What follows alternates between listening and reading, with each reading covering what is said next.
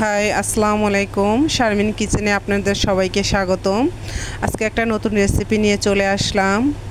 পেঁয়াজ কুচি, মরিচ কুচির সাথে লবণ, হলুদ এবং ধনে গুঁড়া অ্যাড করে দিলাম।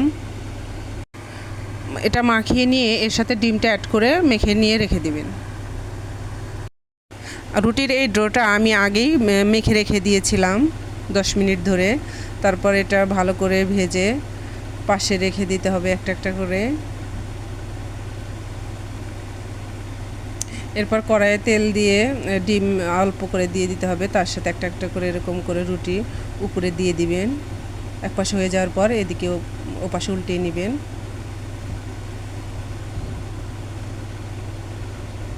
তারপর দুপাশ ভালোভাবে ভাজা হয়ে গেলে সুন্দর এরকম মুচমুচে ক্রাঞ্চি যখন হবে তখন এটাকে রোল করে নেবেন।